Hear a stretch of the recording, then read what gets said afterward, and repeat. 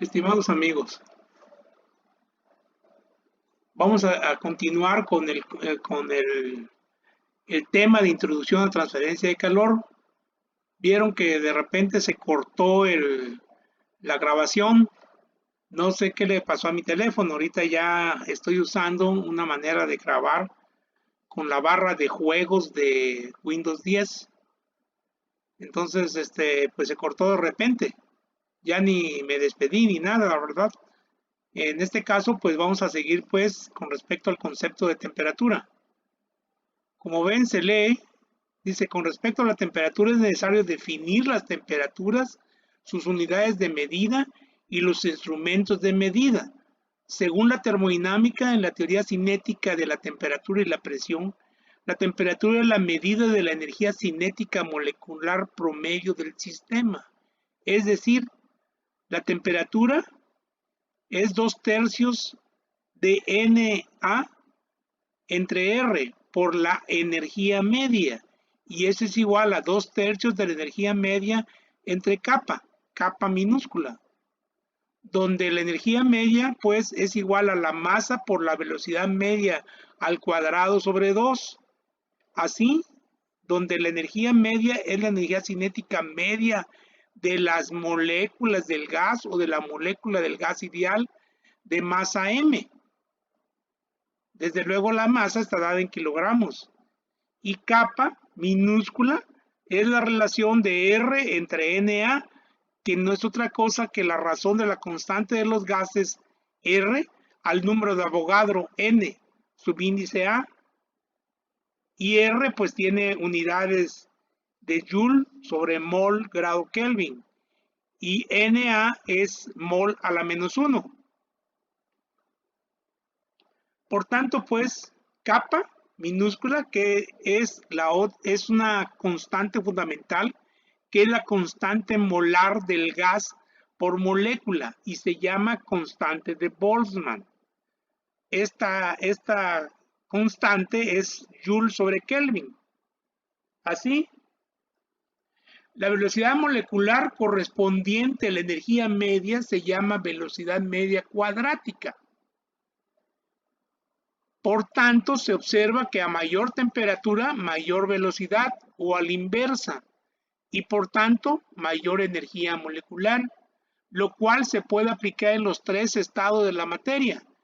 Y se concluye el concepto de la escala de temperatura absoluta, que establece que la temperatura absoluta de 0 grados, en la temperatura absoluta de 0 grados cesa toda actividad molecular y no hay energía molecular. Uno de los ejemplos que Dios nos ampare, ¿verdad? Es el ejemplo del frío que presenta una persona que ya murió. Sobre todo cuando nosotros queremos a esa persona, tenemos ganas de abrazarlo y de acercarnos a él, sentimos un frío brutal, un frío incomparable. Desde el punto de vista macroscópico, pues, establece Maxwell que la temperatura de un cuerpo o sistema o partícula es un estado térmico considerado como referencia a su capacidad de comunicar calor a otros cuerpos. Esa transferencia de calor termina cuando se logra el equilibrio térmico, es decir, el estado térmico o temperatura en los dos cuerpos iguales, de acuerdo a la segunda ley de la termodinámica, entendiendo como estado térmico de un sistema aquel estado físico en donde sus propiedades físicas no cambian y cambian cuando cambia el estado térmico o temperatura. Sin embargo, estos conceptos, desde el punto de vista de la teoría cinética molecular, no sirven de mucho en ingeniería, pues necesitamos determinar los estados térmicos de temperatura con precisión, ya que nosotros sabemos que la transferencia de calor va a ser precisamente entre dos sistemas, dos cuerpos, dos partículas que tienen una diferencia de energía o una diferencia de temperatura y va a ir de la temperatura mayor a la temperatura menor. Eso es una ley, ¿sí? Por tanto, nosotros necesitamos medir las temperaturas con precisión, para lo cual se usan los instrumentos llamados termómetros, los cuales se basan precisamente en el principio básico del estado térmico, pues al aplicarle calor a un cuerpo, cambian sus propiedades físicas. Así, para diseñar un termómetro seleccionamos una propiedad física que varíe proporcionalmente y en forma continua con la variación de la temperatura, calibrado con una propiedad reconocida internacionalmente como es la presión de vapor del agua. Por tanto, así se tienen los siguientes tipos de termómetros. Uno, por cambio de volumen, es decir, aprovechando la dilatación cúbica de las sustancias. Así, por ejemplo, se tienen los termómetros de mercurio o de gas que se dilatan o expansionan al aumentar la temperatura. Así, si esta dilatación está relacionada, equilibrada o calibrada con los puntos de congelación o de la ebullición del agua, así la variación de volumen se divide en una escala arbitraria y se obtienen escalas termométricas como es la Celsius o centígrada o la escala Fahrenheit. 2. Por cambio de presión, es decir, si un gas se mantiene a volumen constante, su presión aumenta a medida que aumenta la temperatura. 3. Por cambios de resistividad eléctrica, aprovechando que la resistividad eléctrica de los metales aumenta casi en proporción directa al aumento de la temperatura. Los metales usados incluyen níquel, cobre y platino. 4. Por cambio de potencial eléctrico. Funciona en virtud del fenómeno que se produce cuando en la unión de dos metales diferentes por un extremo y se aplica calor a la junta se produce una fuerza electromotriz que es función de la diferencia de temperatura entre las dos juntas. A este fenómeno se le llama efecto Seebeck. El dispositivo que mide la fuerza electromotriz se le llama termopar. Un potenciómetro que mide la fuerza electromotriz puede tener una escala en donde se mide directamente las temperaturas. Una junta del termopar se mantiene a temperatura de referencia.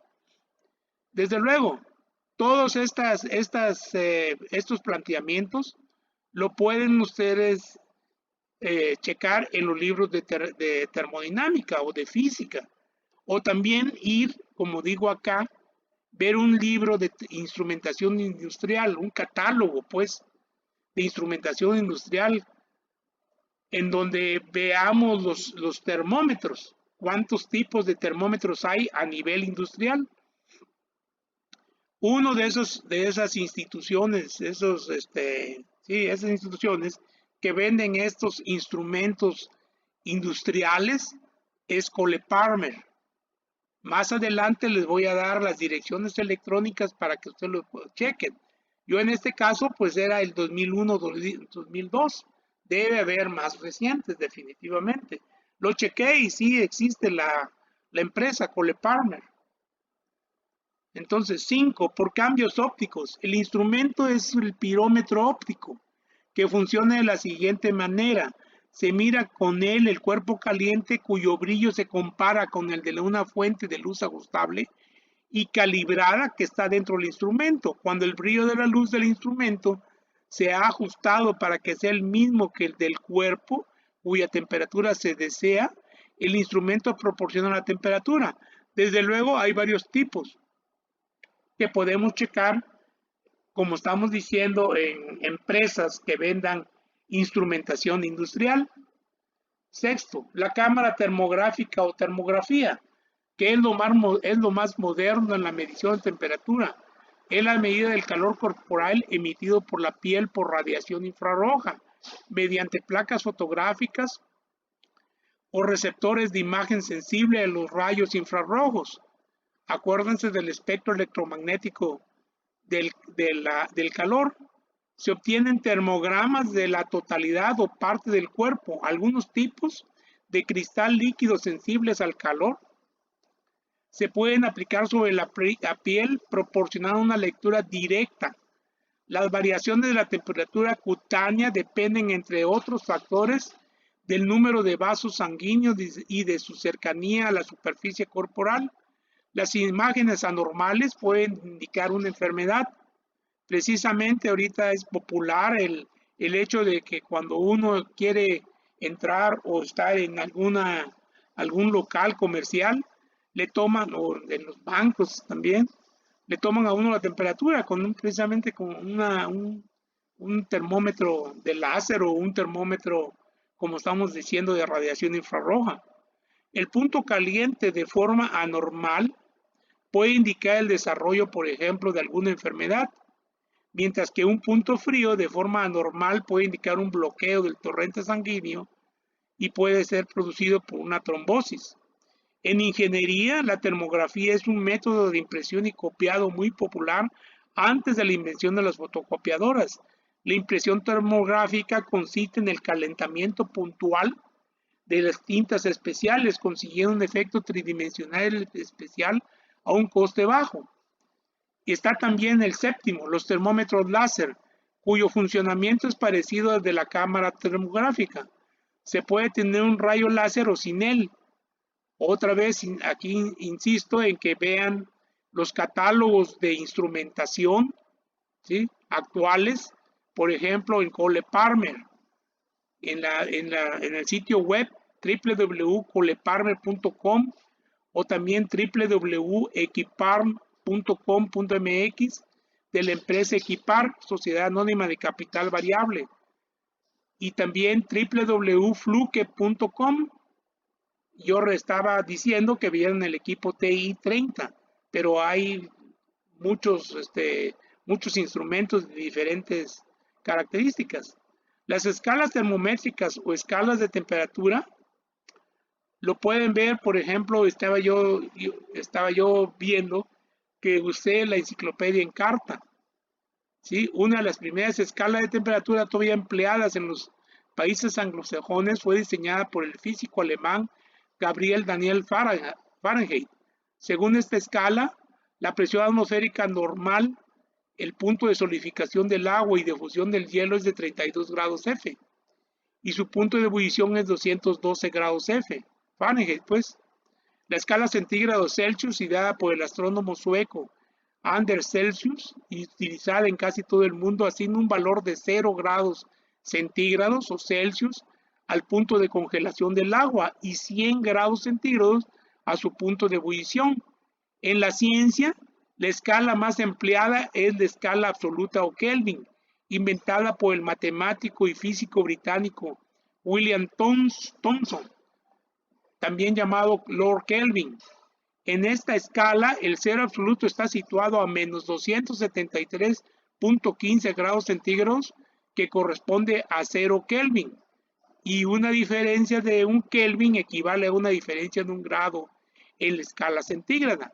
La otra escala absoluta es la Rankine, en donde el cero absoluto equivale a 400 grados Rankine y la ebullición del agua sería 640 grados Rankine, las cuales fueron establecidas arbitrariamente seleccionando los dos puntos de las propiedades del agua en sus cambios físicos por efecto de la temperatura y presión, que son los puntos de congelación 0 grados centígrados y el punto de ebullición 100 grados centígrados, a condiciones normales de presión y temperatura.